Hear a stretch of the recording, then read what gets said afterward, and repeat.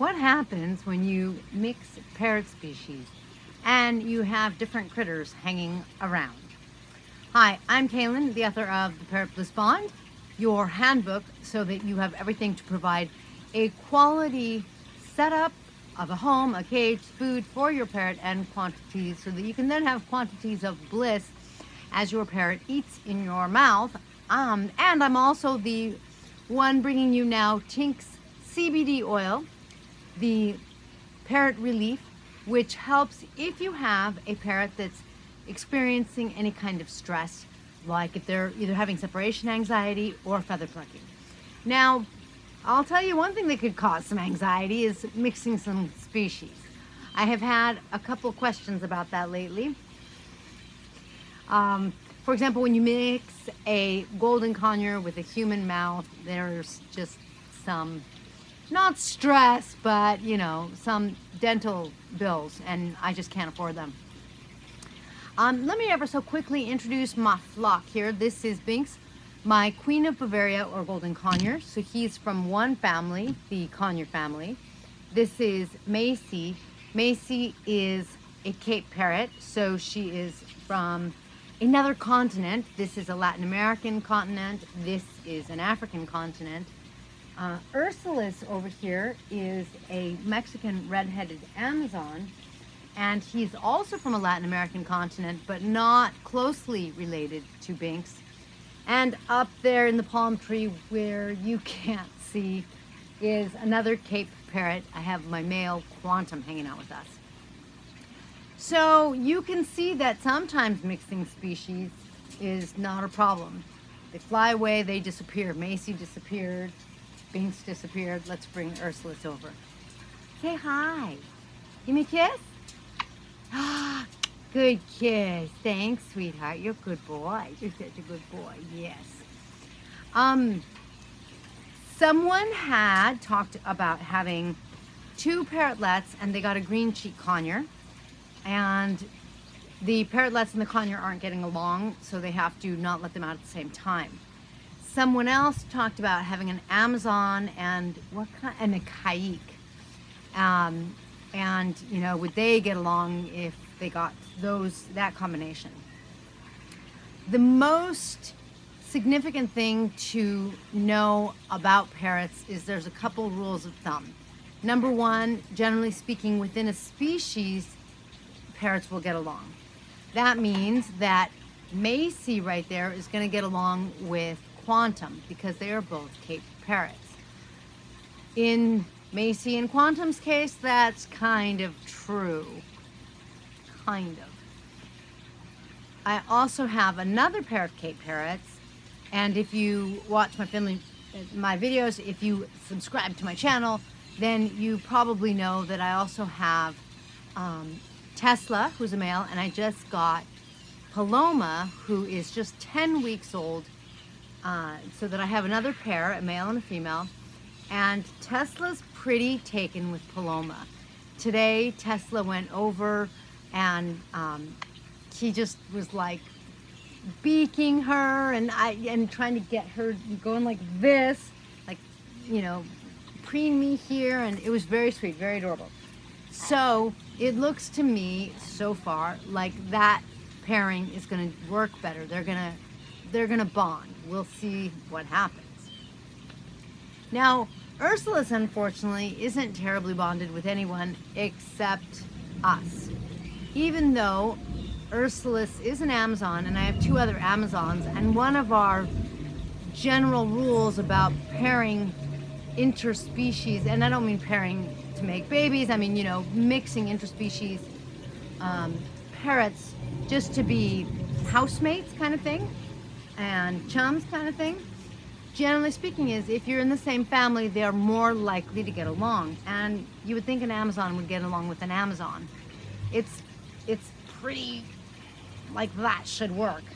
And yet, even though our Amazons are about the same size and everything, Ursulus doesn't really get along with anybody. Not just the Amazons, but anybody. Our orange-winged Amazon, on the other hand, gets along incredibly famously with Binks. And again, that's two different families. Same continents, but two different families. What's interesting about that is Tico, our orange-winged Amazon, was fine, but he didn't really get along with anyone. It was kind of like, look, I'll keep my distance. Sometimes I'll let you pet me. But otherwise, just let me be and we'll be fine, even though I don't have any friends. And then we got Binks, and Tico like just is smitten. Binks is like, you would think it was his baby or something, but they're both male. So it kind of surprised me. Binks, though, he is a golden conure, and his species is highly social. So Binks actually befriends everybody. Binks has befriended the two male Cape parrots. He was starting to befriend Paloma, the female, the 9-week-old today, 10 weeks old. It was remarkable. I mean, she was starting to regurgitate for him, and I'm going, I didn't know such a young Cape parrot would regurgitate. I mean, I was just shocked. So some of it depends on the species, and generally speaking, a golden conure, because they're so social, generally speaking, a golden conure is, I find that they get along with a lot of other species and themselves as well. In other words, they'll also get along with the golden conure. I know, sweetie, but you're not allowed to eat my earrings because they're attached to my ears. And you're not allowed to eat my ring because it's just not food for Binksy. No. So don't forget, rule number 1, generally speaking, if they're the same species, they're going to get along. Rule number 2, oh wait, maybe we have one so far. Rule number 2 would be it depends on the species. So that, for example, a highly social golden conure is more likely to get along with other parrots. I don't have cockatoos. I cannot speak to cockatoos. My educated guess is that because cockatoos are highly social as well, I mean, they are super highly social. In Australia, sometimes they're in flocks of 30,000 cockatoos. So that doesn't mean that they have multiple mates the way a golden conure does, but because they are so highly social, and because I've seen pictures of cockatoos with their wing around another parrot, that kind of thing, I would expect that they might also get along well with other parrots. Now, there's also certain species that seem to do better. For example, budgies and cockatiels, they just seem to get along together. Like, they do well. I haven't really seen an ability to not put them together. It doesn't mean that they'll be best friends, but it means that there won't be problems. I'm not worried about one of them all of a sudden turning around and biting the other one or causing any damage, starting a fight or a serious fight or anything like that. There are also other species that tend to be more aggressive, and it tends to be more problematic. But another golden rule number 3 is going to be that it's also really about each individual parrot, because sometimes a parrot just has a more social personality. Sometimes a parrot has a history, and their history could even just be from when they hatched to when they were weaned and you got them, or their history can be short, their history can be long, but you don't know what's happened, what kind of experiences they had. You don't know if their needs were really met and they got fed, or like maybe the older siblings in their clutch in the nest box got fed and they didn't, and maybe they're kind of unhappy. You just don't know. So it's an individual personality kind of thing. And for example, if parrots are hand-fed together interspecies, they tend to do better. Like if those parrots that are hand-fed together from two different species or more are raised together and stay together, they're more likely to continue to get along because they grew up that way. Otherwise, there are species that are going to be kind of problematic. One of them, unfortunately, is Caiques. I don't feel like I can mix my Caiques very easily with other parrots. I can have my Caiques like in the palm tree while other parrots are out because there's so much space. It's not a problem. But even in the house, I really don't like having the Caiques out unless I'm really watching, even with something like my yellow-naped Amazon, because she's scared of the Caiques. And, you know, she genuinely feels like she's under threat, whether it's accurate or not. And that causes her experience to be altered. She no longer feels safe and secure, and that's going to make for stress. And then I'm going to have to deal with stress in my parrot. So I don't allow that kind of thing to happen. And that means that I don't, you know, my Caiques are in a separate space. The same goes for my Parrotlets, you know, and in some ways my Green-cheeked Conures. The Parrotlets, I haven't found that they play well with others. I have seen videos of people who have their Parrotlet with, for example, a black cat conure, and they're preening each other. They got along, it worked, it wasn't a problem. It's up to the individual. That third rule, each individual is just different. You can't guarantee that any parrot is going to get along with another parrot, not even within the same species, although it's far more likely. You can't guarantee that any two different species are going to get along, but if you have something like a golden conure, it's far more likely. So then the problem is, what do you do if you have, for example, Green-cheeked Conures, who I do not mix with other parrots, or my Indian Ringneck? She's, you know, I think males are more friendly. My female Indian Ringneck, she's kind of aggressive. I can't mix her with other parrots unless they're in a big space. Like, and then everyone clears the room, you know, clears space for her when she's coming because they know that she's going to be trouble. Not the Macaws, but in other words, you know, until another parrot is a certain amount bigger than, for example, my Indian Ringneck, the other parrots have to get out of the way or they could get in trouble. And I don't allow that. Like, I don't allow a situation where any person or parrot feels insecure, feels like they could be hurt, threatened, that kind of thing. I don't believe that that's healthy for anyone's well-being, and I think that that can affect you. And we get back on the stress conversation, so I don't allow that, and so that means I have to keep them separate. So when you have something like a Green-cheeked Conure, and some Green-cheeked Conure personalities are more aggressive and some are more passive or more like just friendly. They're more gregarious and they're going to get along with other birds. When you have something like a Green-cheeked Conure and a Parrotlet and they're not getting along, what do? Well, if you're me, you have different rooms. Like out here right now, after the video, I'm going to let my Macaws back out here, and then nobody else is going to be out here because the Macaws, they're fine. I don't want anyone else to have any problems with my Macaws. You know, so I have like spaces where I have different birds. It's kind of like the world has continents with different birds. Well, I have different spaces with different birds depending on their temperament, depending on how they get along, you know, all sorts of things like that. Or, for example, I have a couple pairs of Parrotlets that have nests right now, or they have babies. They're totally separate. No one can get to them. No one is allowed to go on their cage, let alone try to befriend them. They're busy. They're doing their parenting thing. And when a parrot is in that mode, I just let them be. I give them their space. I let them do their thing, because then the season passes, their babies hatch, or, you know, whatever happens, and we move on. And then fall comes, or whenever the season's over.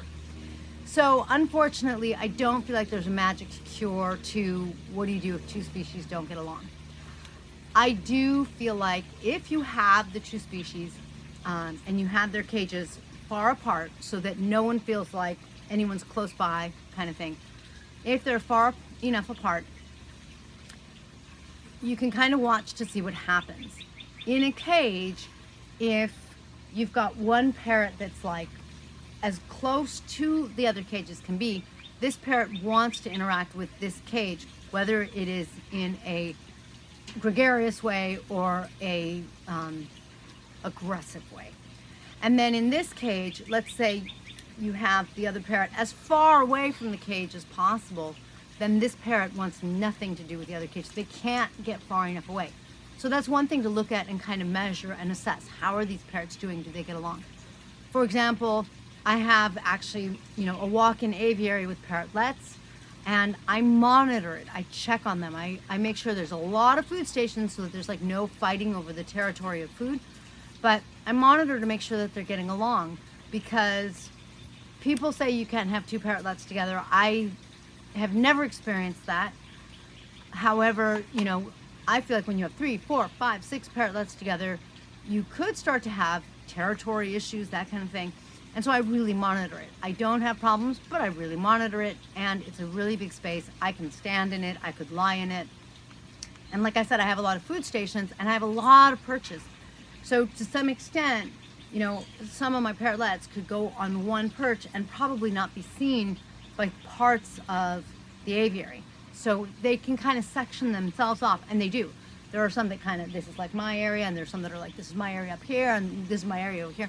So if you have two different species like the Green-cheeked Conures and the Parrotlets, try putting the cages far apart in the same room. Check to see if they're all coming close by and they seem harmonious, or like they don't seem stressed out, and you have to kind of watch and be like, what's stressed out, what's not stressed out. Stressed out is just, I would look to see, are they hovering, well, hovering might be the wrong word. Are they kind of cowering in the corner? Do they look comfortable running around their cage? Are they happy-go-lucky, or are they like super cautious and, kind of slow down and kind of backing away, And if they look happy-go-lucky, I would bring the cages close together. That way they have a time to get to know each other in completely safe arenas that have physical space between them. And you could bring the cages closer and closer together. I would never connect the cages because they're two different species. I would watch to see how they behave outside of the cages. Outside the cages, nowhere near the room with the cages, in a common room where there's no cages, so nobody owns any of the territory, but there are at least 3 perches if you have a pair of parrotlets and 1 green-cheeked conure, maybe 6 perches kind of thing, or 6 definite places where they perch and where they go. Then I would watch to see how they do. And if you have aggressive behavior, it's not working. And unfortunately, it may not work, period. And I wouldn't keep trying necessarily, but I would look for some signs. The signs are, if, one parrot's just going and trying to hide, that's a sign. It's not working. If one of the parrots is biting, especially biting at the feet, that's a sign that it's going to get worse. It's going to escalate. So unfortunately, you have to throw in the towel. On the other hand, if they kind of go like, you know what, you have that perch over here, I'll have this one over here, don't come over here. And I would have treats at all 6 stations if I had 3 in this scenario. And if they're like, okay, I'll just have my treats and we'll just do our thing over here, the parrotlets, and the green-cheeks like, I'll do my thing over here. Although the green-cheek's gonna want company because they are highly social. And I call green-cheeks connected at the feather like this, because green-cheeks are very bonding.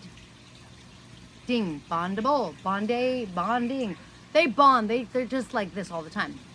So your green-cheek is gonna be looking to connect maybe with you, and then maybe they're gonna get jealous if the parrotlets come.